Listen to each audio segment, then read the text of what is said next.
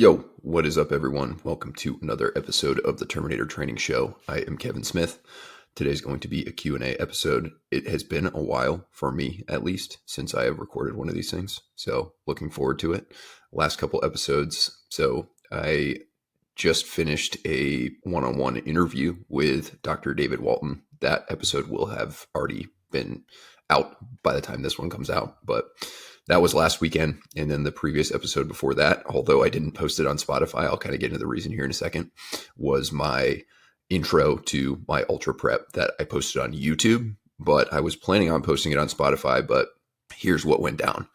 Essentially, I only downloaded the video format of that and I posted it on YouTube, and unknowingly I went through and cleaned out a bunch of things that were taking up storage on my computer, and I happened to get rid of that initial recording. And so when I went back to actually download that episode in audio form, it said file unavailable. So unfortunately, wasn't able to put that one on audio, but if you want to check that out, it is on YouTube, Terminator Training Method YouTube channel. It's just kind of an intro as to why I decided to run an ultra, what I plan on doing in preparation for it, some of my other side goals that I want to kind of maintain as I prep for this run. It's a 50K for those interested, and I'm really looking forward to it. But if you want kind of more on that, you can check out one of my most recent YouTube videos.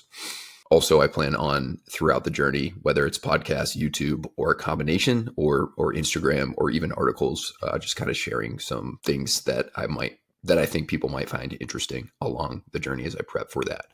So all that to say, we are back with a Q&A from Instagram. Got lots and lots of questions this week. I'm going to try and get to a good bit of them and provide you guys some good answers so you can implement things into your life and improve as a person. So let's hop into the questions.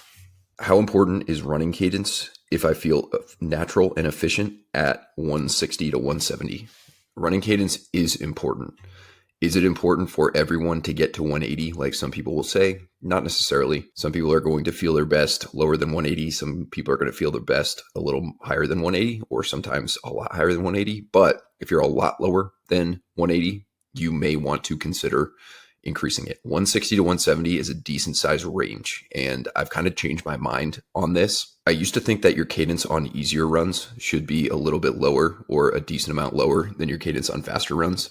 And after learning certain things about running biomechanics, gravity, and the basics of physics, I have kind of come to determine that the most optimal way to push it would be to aim for a very, very similar cadence on easier runs. And longer runs, the only thing that changes would be the stride length. Now, that is completely unrealistic for a lot of people, and it's probably not necessary for most people unless you're really focused on being a high-level runner. But one thing I've been working on recently is getting my slower run cadence, my easier run cadence, to match up to my faster run cadence. My faster run cadence just so happens to be around 180. I've been running for a really long time and kind of working on that, and I've fallen right into that 180, and I feel great at that stride frequency. My easier run cadence used to be in the high 160s, low 170s, and now most recent easy run, which was yesterday, my cadence was 177. So it's getting there. But either way, should you try and increase from there? You probably, even if you do feel comfortable and you feel efficient, that's awesome. That's absolutely a good thing. But at the same time, you could probably be better if you had slightly higher cadence. Now, if you are super duper tall, you got really, really long legs, and you would really struggle to get up above 170, 175, etc., then maybe not. But for most people, getting up above 170 would probably be a good idea. Getting up close to 180 would be a solid idea. If you're super short, maybe higher than 180. But here's the deal. Like, it kind of depends on what your goal is. If your goal is to be an absolute master runner and just crush what is potentially available to you and get there, that's one thing. You probably want to increase your cadence. There aren't many high-level runners that have a cadence of 160, 165, 170. But if your goal is to just be able to pass runs and run pretty well and stay uninjured, and you feel good at this cadence, then you probably don't need to worry much about it. But I would still try and clean up that little gap between 160 and 170. Try and get some more consistent cadences on all of your different runs, and you'll probably be a little bit better off that way. A lot of people actually will kind of note that they feel more banged up after easier runs than their faster runs. And almost always it's because there's a big discrepancy in cadence. So they're taking longer strides and they're also taking fewer strides, and therefore they are overstriding, and therefore it is increasing the impact of every step. So that would be something to clean up. If you find that like when you run fast, you feel great afterwards, and when you run long and easy, you feel really banged up. It could be a number of different things, but that would be one low-hanging fruit to kind of take care of. Next question, what are your favorite speed workouts? All right, so let's start by defining speed workouts. There's a lot of different definitions of speed workouts, but generally speaking, I consider speed workouts to be faster at or faster than intended race pace. So if you're training for a 2 mile and you want to run a 12-minute 2 mile, that would be a 6-minute mile. Speed work would be any work that you do that is faster than 6-minute mile. So maybe you're running 400s at 125 or something along those lines. That would be considered speed work. Or perhaps another example, say you're training for a 5 mile and you're doing some longer, like 5-minute repeats at goal pace.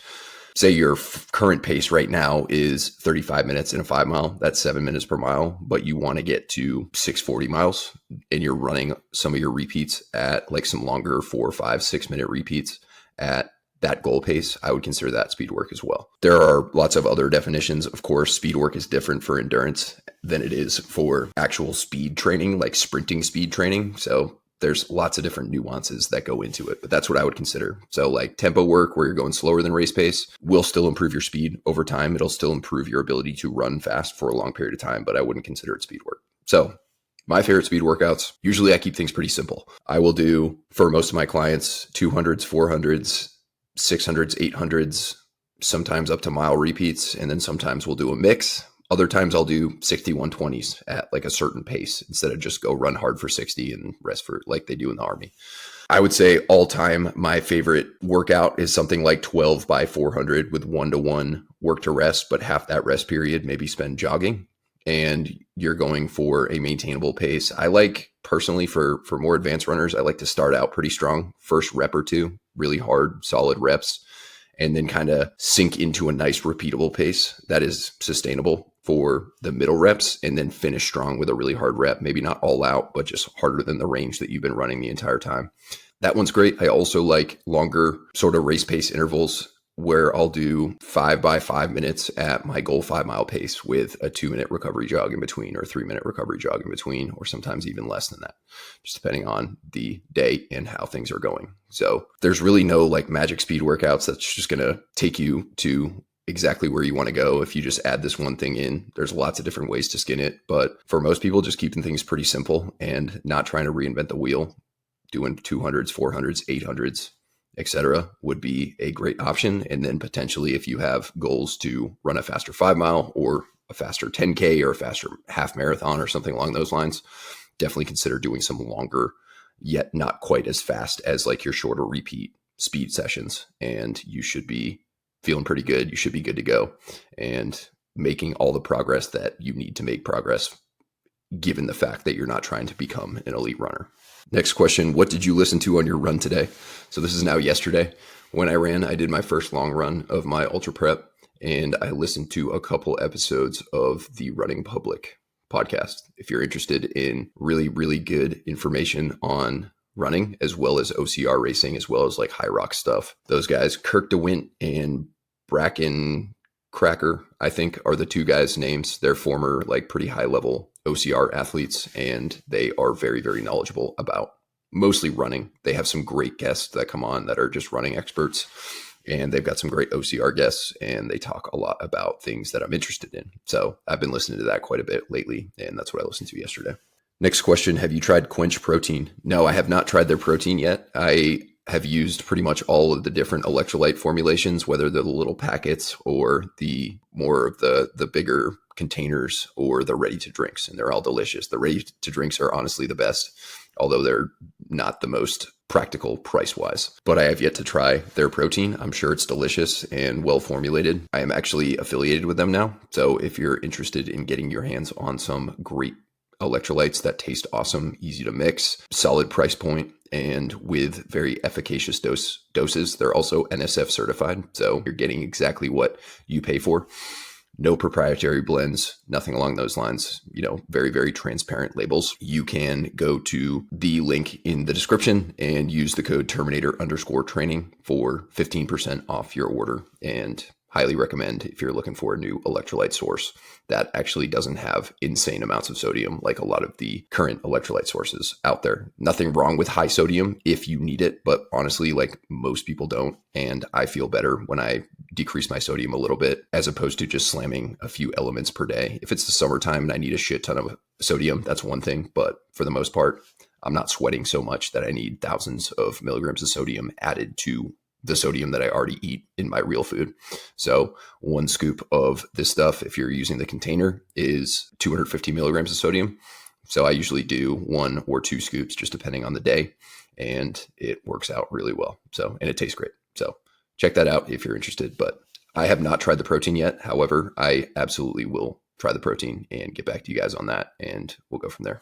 Next question, is it smart to take it easy getting back into training following sickness? Yeah, absolutely. If you don't take it easy, you're opening yourself up to a couple things. One, getting sick again or prolonging how long you feel sick. Usually when you start feeling better from a sickness, it depends on what it was, especially if it's systemic, like with fever, chills, like full body symptoms, increased heart rate, etc. When you start feeling better, you're not actually fully better. Your body's not like actually back and ready to perform. But even if you take time off when you're not sick, you still want to ease back into training. So you take time off because you're sick, your body is in a suppressed, depleted state. Getting back into it and trying to like make up for that lost time or launching back into exactly what you were doing before without ramping it up would not be a great idea. So definitely ease back into it. Next question, which of your programs would you recommend to maintain fitness while in the Q course? T850 is probably the best option because it's subscription based and you can hop on and hop off. But Jack Gazelle version 1 or 2 would be great options as well. Those are just a little bit, you'd have to play a little Tetris with those because there would be periods of time where you can't perfectly follow the program. You'd have to hop on and hop off just based on what you're doing throughout the Q course. If you're in language, that would be a great time to follow either of those programs because you'll be able to train consistently for months and months on end. But that's pretty much, for the most part, the only part of the Q course where you can string together several consecutive months of training. So if you were to follow like Jack Gazelle version 1 and Jack Gazelle version 2 throughout language, that would pretty much take up most of the time. You show up to group, you're going to be super fit, but T850 would be a great option as well because you can just hop on and hop off whenever you want and you won't have to pay for anything while you're not following it. And you can just kind of hop back on when you get out of whatever training event that's not allowing you to train is taking place. So that would be my recommendation. If you really struggle at running and you know you need to pass some runs coming up, then the 2 and 5 mile program would also be a good one. But the other ones that I mentioned will definitely help you maintain at very minimum your running ability, if not improve your running. So any of those would be options, but it just kind of depends on strengths and weaknesses. Next question, what is your favorite hotel gym workout? Well, hotel gyms, as you guys probably know, are either completely useless or non-existent, or they can be very well stocked. In fact, the nicest hotel gyms I've seen are all in Europe. So I went and stayed at a Radisson Blu in Moldova that had a really nice gym. It had a squat rack. It had, pretty much everything you need. And then I stayed at a JW Marriott in Ankara, Turkey for like 6 weeks with my team. And they had like what I would consider a gym that I would actually go to and pay for if it was just the gym. They had a spa, they had sauna, cold tub, they had a full Olympic length swimming pool, and they had several squat racks and several nice machines, so on and so forth. So it was a really nice gym. Those types of gyms are really the only types of gyms that I would necessarily go and work out at. If I was pretty much anywhere else, I would venture out and actually go use a gym, like a local gym somewhere. So it really depends on what you got. Like if you're just doing some body weight stuff and some cardio, then hotel gyms can be totally fine. But if you are staying somewhere for a while, if you're a frequent traveler, I would highly suggest before you go checking out the local gyms and getting a day pass or a week pass or some sort of temporary pass at those gyms, because traveling once in a while and doing a couple hotel room workouts or hotel gym workouts not the end of the world, absolutely easy to maintain. But if you're a regular traveler, or like I said, if you're staying for a while and you want to maintain your fitness, actually giving yourself access to a gym would be my highly recommended approach. So it really depends on what the hotel situation is. If it's a nice hotel gym, then I'm just going to do my regular workout. And if it's not a nice hotel gym, then in almost every case, I'm going to go and find a gym. And that's kind of what I would suggest for most people doing too, if you're really, really into fitness. Next question. What is your opinion on how long it takes to improve zone 2 pace? For example, 12 minutes to 11 minutes, 11 minutes to 10 minutes. It's not really an opinion thing. It's just it varies considerably among people. And it depends on how much you're running. It depends on your running background. It depends on your genetics. It depends on your other training, your recovery, your outside the gym habits. It depends on lots of different things. However, it doesn't matter all that much. Your zone 2 pace can be a decent proxy to show you, especially if you're in a base building phase, if your zone 2 pace is getting faster, it shows you that you're actually doing something right, because it naturally will get faster over time if you are doing things right. But it also doesn't matter that much unless you're signing up for a zone 2 pace competition, which it would be an inaugural one because I've never heard of that existing. Then it doesn't matter. What matters is the systemic adaptations that you're getting from zone 2. So spending that amount of time in zone 2, not necessarily getting better at running at a zone 2 pace, but receiving all the benefits that you get physiologically, structurally, etc., from spending time in zone 2. That is absolutely the thing you're going for. So it'll improve over time. There's no exact way that it improves for everybody in the same rate, or there's no real timeline, but either way, it's majoring the minors, and I wouldn't really worry about it. So long as you're getting better at the runs that you want to get better at, the zone 2 work, whether you do it at a 9:30 pace or a 10-minute pace or an 11-minute pace, does not really matter. Next question. You mentioned getting dropped from OTC. Are you able to go into more detail about that?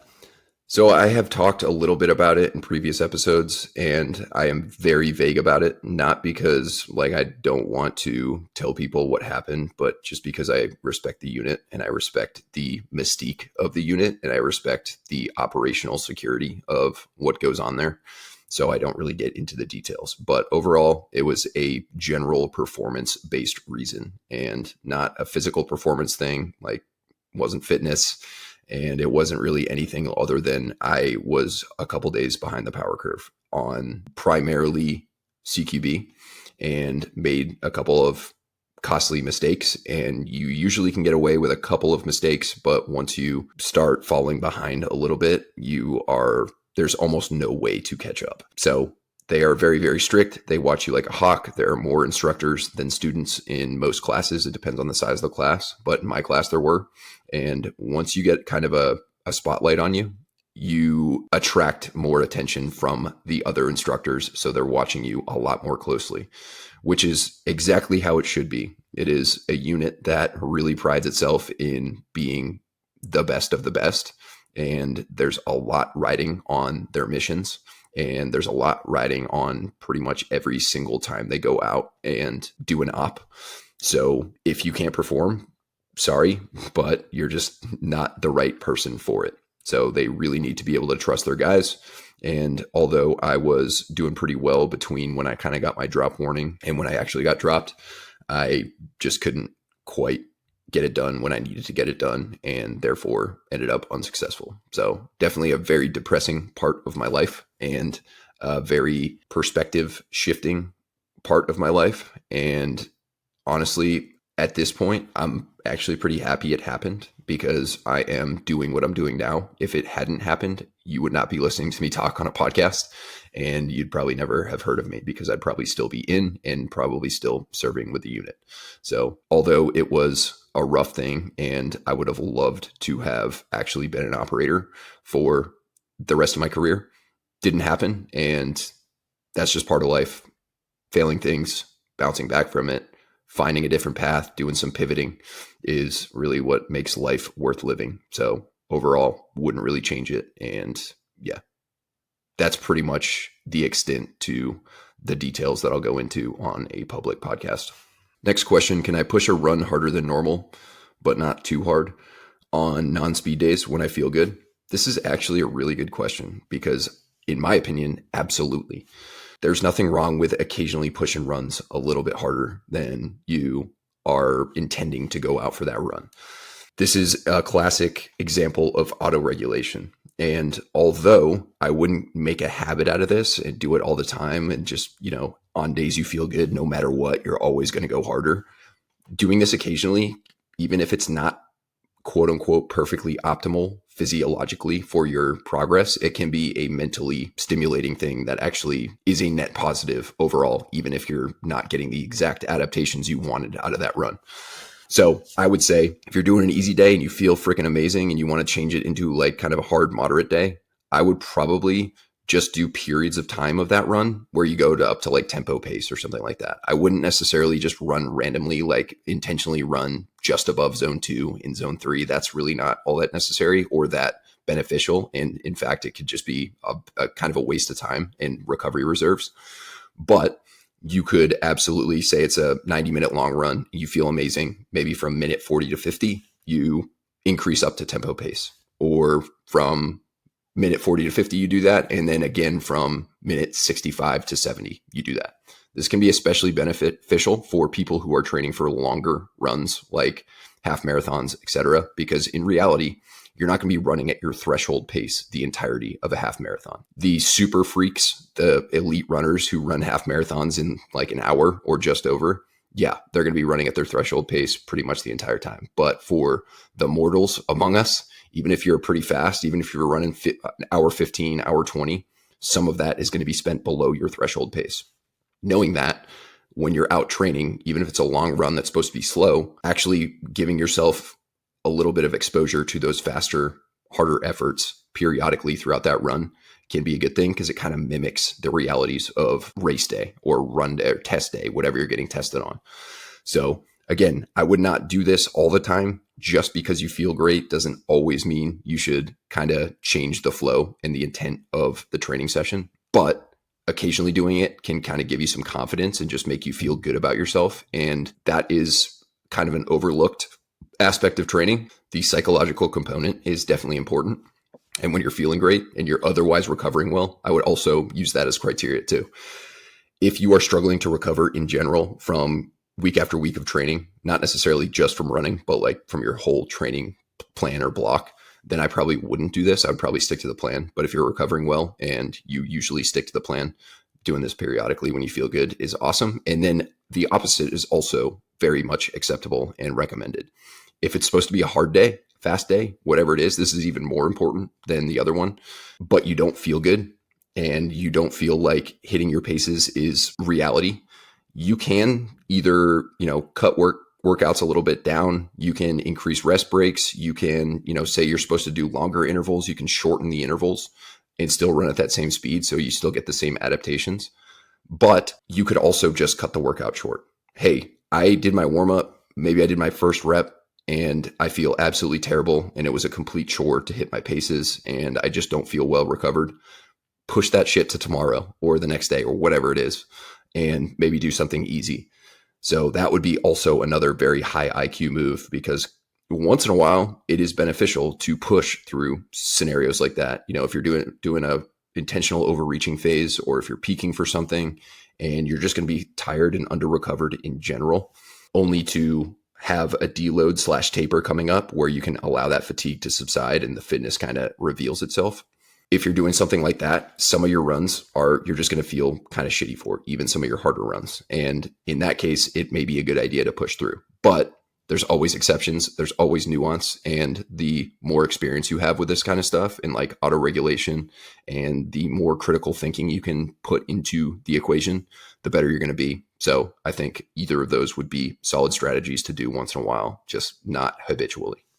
Next question, is it wise to take a full rest day before running so I run on fresh legs, or is a rest day after recommended? I'm just coming out of an injury, shin splints. How do I put running and strength together? All right, so I got a few questions on how to program running and strength, and unfortunately, it's just not as easy as here, just do these 3 or 4 things and you're going to be good to go. There are professional fitness coaches and strength and conditioning coaches that struggle with programming for one goal.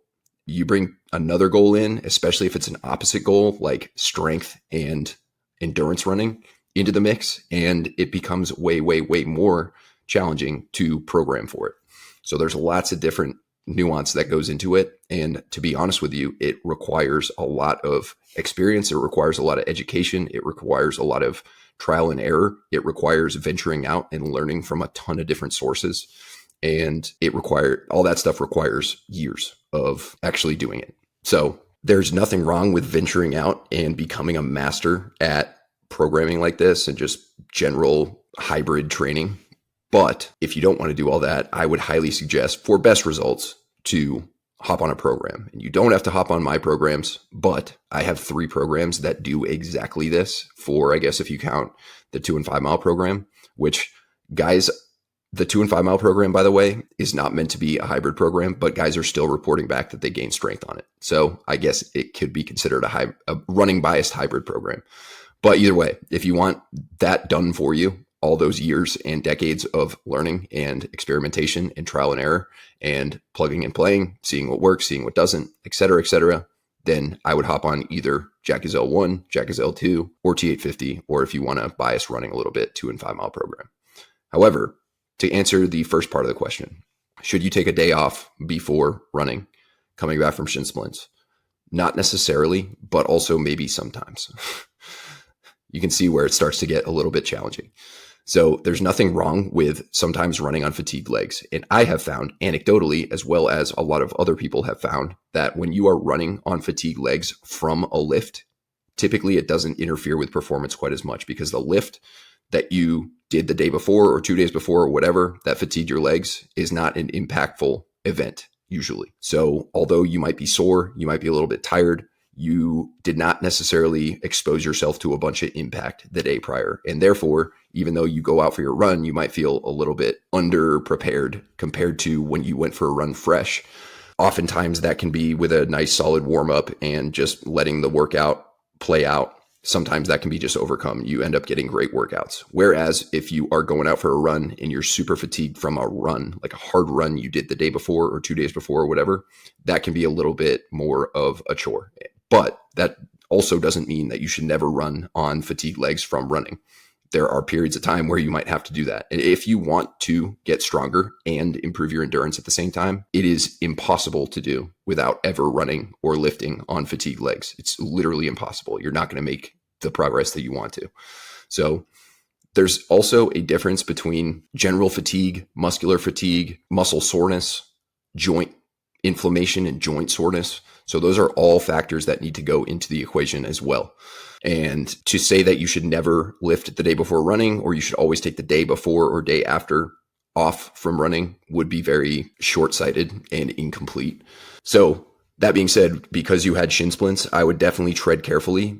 Running on fatigued legs with shin splints is not always a no-go, but it might be something to consider as you ease back into running and build your volume up. Maybe try and do a good portion of your runs on minimally fatigued legs. But even that, there's other situations where you may have to do some running on fatigued legs. So what I would do is kind of follow a general base building program where you slowly increase your mileage. If you want to figure out how to do that, you can listen to episode 95. And I discuss that in detail, as well as all the benefits of actually doing it. And you could probably follow a reasonable strength program on the side, but I wouldn't start adding a bunch of other conditioning into that. You could easily follow just a base building plan that is mostly easy running and 3 to 4 days per week lifting program at the same time, and then just kind of fit those runs in when you want to. But if you want to actually start improving and getting faster, as well as either maintain or gain strength, I highly suggest hopping on a program or getting a coach that knows what they're doing,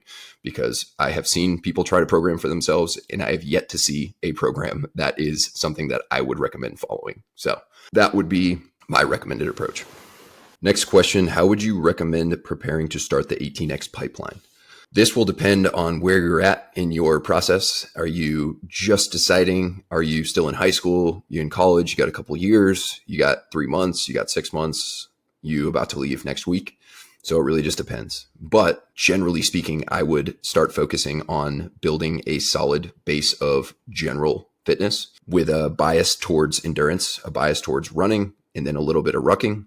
I would absolutely get on a solid lifting program. I would probably honestly hop on. I'm not trying to just tout all my programs, but I would probably hop on a program that will prioritize a good solid foundation of strength and mobility and durability and ability to run, ruck, etc. And I've got several programs that I've already talked about that will do that for you. But just depending on where you're at in your background, are you a former endurance guy? Then maybe you don't have to focus heavily on building your endurance base. You probably already have one. Are you a former college football player, high school football player, high level, and you have lots of fast twitch muscle fibers? You gain muscle really easily. You're super strong, very explosive, but running more than 10 minutes is a complete chore for you. Then in that case, I would absolutely consider doing a lot more running. If you listen to, I think it's episode 85, it's either 85 or 81.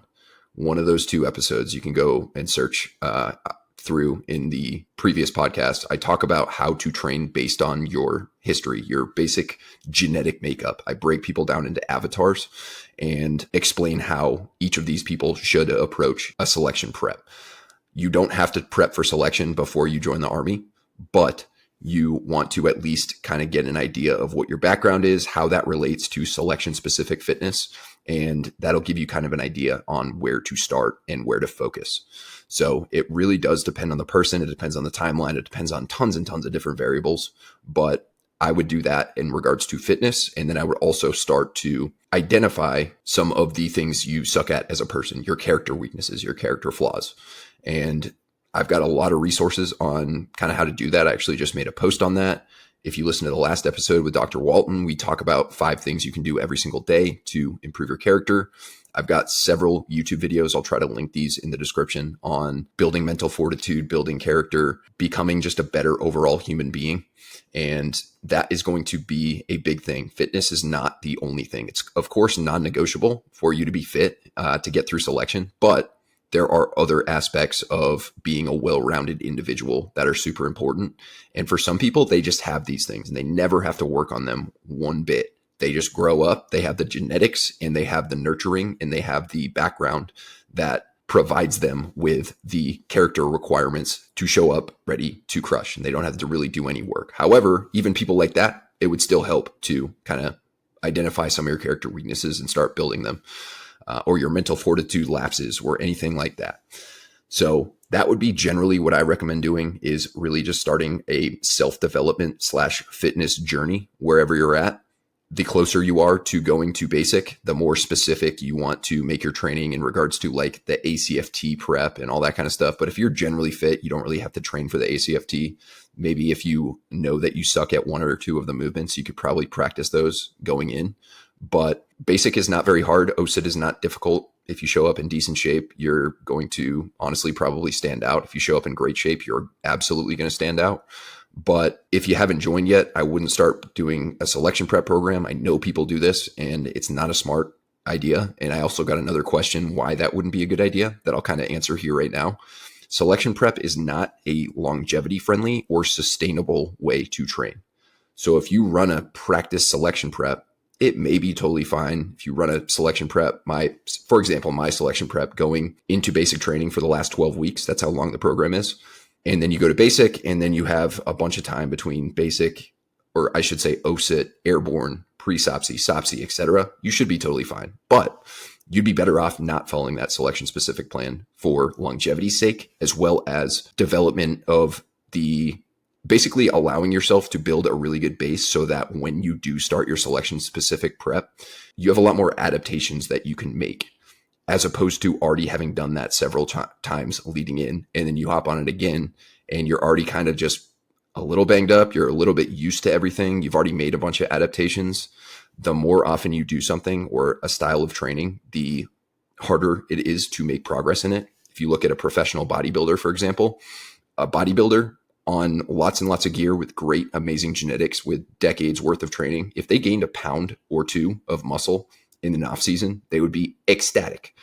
Whereas if someone's never trained before, they'd be gaining 15, 20, sometimes even 25 pounds if they're doing things right in their first year of training. So all that to say is the more you expose yourself to the same adaptation or the same stimulus over and over and over again, the faster you're going to hit points of diminishing return. And in this case, especially because selection prep is a lot of running, a lot of rucking, a lot of impact. The more often you expose yourself to an actual selection specific program that is going to really, really test you, especially towards the end before taking a deload, etc., the more mileage you're going to be putting on your joints. And don't get me wrong, getting used to rucking is a great idea, but actually doing it in a selection prep context too often or for too long or too many times consecutively is not necessarily what I'd recommend if you want to feel great when you go to selection, if you want to feel great 10 years from now. Honestly, if you ran 1 or 2 selection preps for your entire life, I did 2 selection preps my entire life. So I did my SFAS prep, which wasn't really in my control because I was a 18 X-ray and I went to SOPSI, but I did a bunch of training on my own before I went to SOPSI. And then I also did a selection prep for the long walk. If I had to go back to SFAS again, or if I had to go back to the long walk again, that would be another 2 selection preps. And generally speaking, for longevity's sake and just well-roundedness of your training and your fitness, following selection prep programs too frequently or back-to-back or just for too long is not really my recommendation. So that kind of answers 2 questions, but those are some things I would consider focusing on before you go. And aside from that, I would just need to know a lot more about you to give you some specific things to really work on. Next question, 11 minutes per mile ruck runs meant to be zone 2 or is zone 3/zone 4 okay? Interesting question. So what I believe he's saying is if he's working on his ruck running speed and he's running, say, 11-minute miles with a ruck on, which is solid, what should his heart rate be? Like, is it okay to go up above zone 2? And the way I like to answer questions like this is because you're working on a specific pace adaptation rather than a specific systems adaptation. So you're not necessarily doing this to improve your aerobic system or your aerobic base. You are doing these ruck runs to get faster at ruck running. So think about it like this. We'll use a running example. So you might see if you follow some of my programs or if you're a client of mine, you'll see that some of my run sessions are pace-based. Other ones are time-based. Usually the pace-based ones are going to be something like repeats where you're supposed to go at this certain pace to get faster at your desired running event or your race or whatever you're going to be tested on. That would be a pace-based adaptation. Yes, there are systems involved too. The aerobic system, the glycolytic system primarily, but your goal is to get used to running at that pace. That's the main goal of the entire session. So if your heart rate's a little higher, doesn't really matter. If your heart rate's a little lower, doesn't really matter. But if you hit those paces in the prescribed amounts, the prescribed rest periods, you accomplish the goal of that workout. Later in the week, I might have a 90-minute run at zone 2. And you'll notice that I don't prescribe paces for that because it just doesn't matter, because in that long run, we are targeting aerobic system development and musculoskeletal system development, not necessarily hitting a certain pace. So that would be like a running example of the differences between pace and system-based training intent. So in this case with rucking, pretty similar. Your goal is to get faster at rucking. So it doesn't really matter all that much if your heart rate's in zone 3 or zone 4 or zone 2. If you were building a rucking base and you were just going out for an easier ruck that you wanted to be easier to recover from, and you are trying to build your aerobic system by rucking, then you would want to not really care about pace and you'd want to just care about your intensity, your effort, and potentially use heart rate as a proxy for that. So in this case, not a huge deal. I wouldn't really worry about going into zone 3 or zone 4. If you are able to sustain it, if you are able to, most importantly, recover week after week from, I don't know how often you're doing these, but just recover from your general training, then you're good to go. If you're struggling to recover from it, or if you're feeling super banged up, or if it's detracting from your overall progress, that would be a time where I would consider maybe slowing down a little bit and maybe doing some more systems-based things, or just knowing that you're capable of running 11-minute miles under a ruck, but you could do a bunch of rucking that isn't at that pace and still be able to hit that pace when the time comes, when you really need to. So that would be my recommendation on that one. Hopefully that makes sense, the systems versus the speed analogy, or the difference between training for both of those, because that is definitely an important distinction between different types of training sessions and achieving different goals, outcomes, adaptations. So that would be the factor that I bring into this equation to determine whether it's okay or not to cross into the higher zones. Next question, programming ideas for little to no gym equipment. I have rings and a kettlebell. Okay, so you're probably not going to like this answer all that much, but unless you are just like on a ship or you are in a really austere environment that just is impractical to actually have gym equipment, I would, if you care about developing fitness, building muscle, building strength, improving your overall work capacity, your endurance, really whatever it is, then I would highly suggest giving yourself gym access. A lot of people say fitness really, really matters to them and they really will do anything to improve and are unwilling to either stock their home gym really, really well with the things that are necessary to improve or go and purchase a gym membership so that you can actually have access to that stuff when you want it. So that would be my number one recommendation, is to give yourself access to more equipment. If you have a kettlebell and rings, you absolutely can definitely do some good solid calisthenics work depending on the weight of the kettlebell. You just have one kettlebell. Yeah. So like you're very, very limited with what you can do for fitness. However, if it's like a temporary thing, like you're traveling and there's no gyms around or whatever, and you kind of bring these things with you, usually you wouldn't bring a kettlebell, but if you do, then you can do a bunch of different calisthenics. You can do a bunch of different single leg stuff. So for leg work, if you have one kettlebell, it would be mostly single leg stuff, unless your kettlebell is crazy heavy. In that case, like it wouldn't really work for other things. But, split squats, lunges, kettlebell swings, kettlebell snatches, kettlebell cleans, lots of different things like that. And then for rings, I would do ring dips, ring push-ups, ring pull-ups. You can also do some lower body stuff where you put your back foot in a ring. You can do split squats with your back foot in one of the rings. You can do hamstring curls, like body weight hamstring curls with the rings. But again, like if you really want to develop fitness, I would make sure that you have access to great fitness equipment. It's possible to be more fit than you are right now with the equipment you have, but it's not possible to achieve most likely what most people want to achieve fitness wise with that little equipment. So I don't think it's too much to ask to set aside some funds if it's important to you. Priority, that whole priority thing. If something's a priority, then you make investments, you make sacrifices in order to give yourself access to the equipment necessary and the space necessary and just all the tools necessary to actually develop that fitness. Next question, how much weekly mileage are you planning on putting in leading into the ultra? I am probably going to get up to a couple of weeks in the 60s, maybe 1 week at 70 right before I start my taper. My taper is probably going to be 2.5 to 3 weeks or so, just because I've got a while to train and I've got a while to build that volume up and I want to show up fresh. I'm also going to hit a heavy deadlift 3 days out. So I'll still have to continue lifting and whatnot. But my plan is to add 3 to 4 miles a week from now until I feel like I'm at a pretty solid, sustainable, yet not excessive amount of running volume, and hang out there for a little bit and kind of focus on getting faster. But it's probably going to be for the last month before I start my taper, I'll probably be in the 60s, maybe a week at 70, seeing how I feel. Of course, this is going to be all determined by how I feel and my body's ability to withstand the running volume, especially at 195 pounds.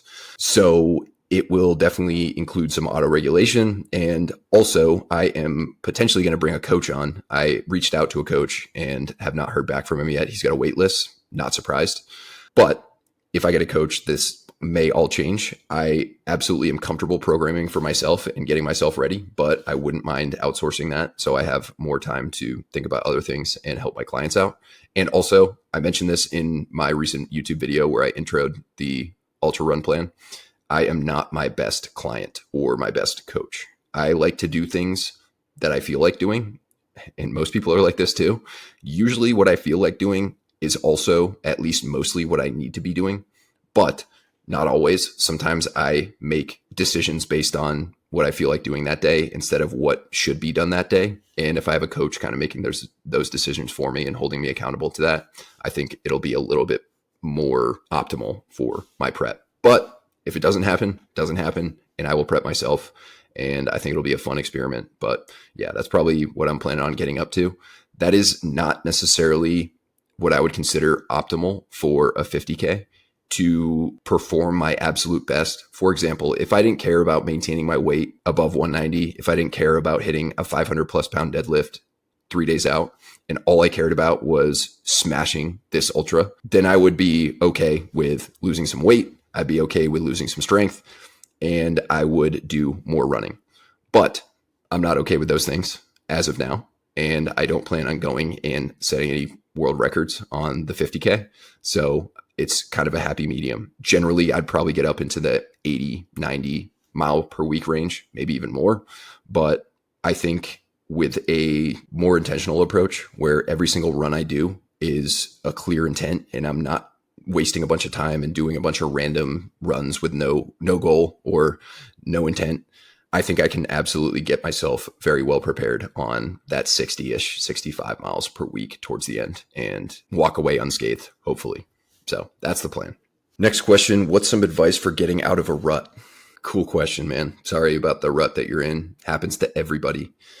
Honestly, a lot of people think that they need to do a hell of a lot more to get out of a rut than they actually need to do. Really, if you're in a rut, whatever this may be, like most people kind of know what it means to be in a rut, whether it's, you're feeling unmotivated, you're feeling down, you're feeling low self-esteem, you're feeling like you've fallen off your normal routine. To get out of that rut, you just need to start doing something a little bit better than what you're doing right now. So little things like holding yourself accountable to commitments that you've made. And that could start like first thing in the morning with getting up when your alarm goes off or getting up when you said you were going to get up. Starting the day like that gives you a little win to ride the momentum of throughout the rest of the morning. And then doing other little things that you committed to. Maybe you make a plan for your entire week. You write when you're going to do things, what you're going to do, how long they're going to take, and you actually stick to them and do them. Little things like that, even if it's like go to the gym for 15 minutes and warm up, that would be way better than not doing anything. Really getting used to the things that are going to move you right in the right direction, even if you're not launching right back into what you were doing before, is the best way to get back going in the right direction. So sticking to things, that would be number one. Number two is bite off less than you can chew instead of biting off more than you can chew. A lot of people will, when they get in a rut, to get out of it, they'll set these ridiculous, unrealistic goals. Oftentimes this happens around this time of year, holidays end. Let's start our new January goal, our New Year's resolution. And it's usually something drastically different from what they're doing now. And it's no wonder that almost nobody can stick to their New Year's resolutions for more than a couple of months. So start with something small. If you're not training at all right now, commit to 1 day a week, 15 minutes, 20 minutes. If that's still too much, commit to taking a 5 to 10 minute walk outside every single day. That's pretty much something anybody can do. And although it doesn't seem like much, it is getting you started in the right direction. And it is giving you proof that you can stick to something and you can develop a good, solid routine and habits. From there, when you bite off less than you can chew, you can always add more. Whereas, like most people, when they bite off way more than they can chew, oftentimes they just end up spitting it all out and they're not going to do anything. They're going to go right back into their rut because what they set for themselves, the goals they set for themselves, are way unrealistic and not sustainable for anyone, let alone someone who has just spent a bunch of time in a rut. So start with those little things. I would say those two things right there, holding yourself to commitments and starting it in the morning by waking up when you said you're going to wake up, and setting very, very small but consistent goals to go and actually do something positive will get you back started in the right direction. And then you can always add more and you can always tweak and adjust from there. But it's really hard to be confident and have high self-esteem and feel good about yourself when you are not sticking to anything and you can't hold yourself to a commitment and you are just kind of going through life very reactively. That usually is part of the equation for getting into the rut, doing things like that, and they compound. But just like they compound for getting into the rut, they also compound getting out of the rut. Most people aren't just crushing all the time and all of a sudden they just fall off a cliff and they're in a rut. However, a lot of people think that when they are in a rut and they're not crushing, they have to go right back to crushing. And that's intimidating. And that is, of course, going to be a crazy startup cost. And it's almost never sustainable and it's never realistic to actually follow through with it. So just like you most likely got into a rut by little tiny things kind of compounding over time, get out of the rut the same way. And you're going to be a lot more successful and your chances of sticking to it are a lot higher. Next question, should I go SF or Ranger Regiment before I go to Delta Force? Currently in high school. My man. All right, so I'll start by saying good on you for having aspirational goals and wanting to go to the big leagues. But you're in high school, and it's not like going to Delta Force is just a decision that you can make, and then boom, you're there. Some of the absolute most savage Green Berets and Rangers that I've ever known have tried to go to Delta Force, and they don't make it through selection, or they don't make it through OTC, or even they get there and they don't fit in well, and they don't do their job to a high enough standard. So this is not as simple as just like, which path should I take to go to Delta Force? And I'm not faulting you for that. You're in high school. I would not expect you to know the challenges and how difficult it is to get into these units. But I would certainly focus on enjoying your high school time. Definitely start building your fitness and going down some sort of self-development path. But right now, I would not be thinking what the best stepping stone is to get into Delta Force. Additionally, and this is for everyone listening, if you are just using Regiment or SF solely as a stepping stone for Delta Force, you're probably not going to fare very well in SF or Regiment because people are going to sniff that on you and they're going to know it. B, if you do fare well in Regiment and or SF, once you actually get to the long walk, then you're in for a rude awakening because it ain't easy. And it's not just like, hey, I'm just going to go try this out. And, they really want me. Honestly, it's the chances of you going to SF or Regiment are very low. The chances of you then going to Delta Force are very low. So I would kind of focus on getting through high school, building your fitness, becoming a better person. And then once you finish high school, that's when you can kind of decide, do I want to go straight in the Army? In that case, I would go Regiment. Or do I want to go to college and then maybe later decide between Regiment and SF? There's no right or wrong answer there. But I would focus on your closer targets right now before determining what your perfect path to get from high school to SF to Regiment to Delta Force would be. So best of luck. And again, I really appreciate the enthusiasm and the drive and the determination, but it's just not quite as easy as just making that simple decision. Next question, what is an all-around shoe preference for 6 to 10 minute mile pace? I would wear different shoes for both of these paces. That's quite a big range. My speed shoes, right now, I've been wearing my new Vaporflies, my super shoes, because I've never had a super shoe before and I wanted to try them out and I love them. But I would never run those at a 10-minute pace or a 9-minute pace. Even most of the time when I wear those, I'll do my warm-ups in my Glycerin 21s, my Brooks Glycerin 21s, and then I'll throw the super shoes on just for the fast stuff. That's not 100% necessary. You could do your warm-up in the super shoes and then just go into your training session. But for me, I don't do that just because I want to get the most amount of miles I can out of my speed stuff. And usually my warm-up occurs not on pavement. It usually occurs with a run in my woods behind my house. And I don't want to bring my Vaporflies out there. But my current shoe rotation, and I've got some more on the way for my Ultra. Right now I have the Vaporflies, of course, for the speed stuff. I've got some Mach 6s that are a little bit old, but they still work pretty well for general road running, usually tempo stuff and longer runs. I'll wear those, or I'll wear my Glycerin 21s, my Brooks Glycerin 21s. And then I also just ordered some Solomons. I can't remember the exact model that I ordered, but I ordered some Solomons and some Ultras for trail running.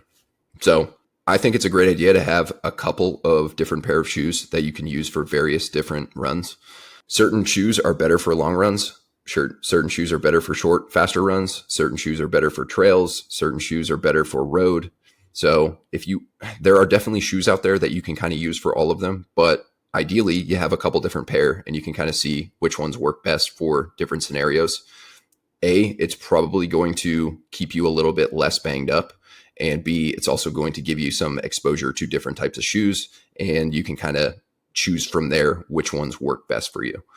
So if I was running at a 6-minute pace, I would wear my super shoes, my Vaporflies. If I was running at an 8-minute or 9-minute or 10-minute pace, more of a long run, I would wear on the road, I would wear my Glycerin 21s or my Mach 6s. And if I was running on a trail, I would run in either my Ultras or my Solomons that are not here yet, but they're coming. So that would be my best feedback on that one. Next question, how do I continue SFAS prep with confirmed stress fractures in my left foot? So I would absolutely consider changing your SFAS date. If you're close to selection and you have stress fractures in your foot already, in order to continue training so that you show up prepared, as well as once you get there and the rigors of selection itself are not going to make the stress fractures go away. They're most likely going to make them worse, and they could potentially spread into other parts of your body. The feet have a tendency, since they're the connection to the ground, like they're the first step of your kinetic chain. Oftentimes foot issues then present as knee issues or shin issues or hip issues or lower back issues, or sometimes the other side kind of takes over the workload and your other side of the body starts to talk to you. So I would definitely focus on healing. That doesn't mean you can't train. I would absolutely train upper body. I would absolutely do non-impact stuff that doesn't aggravate the foot.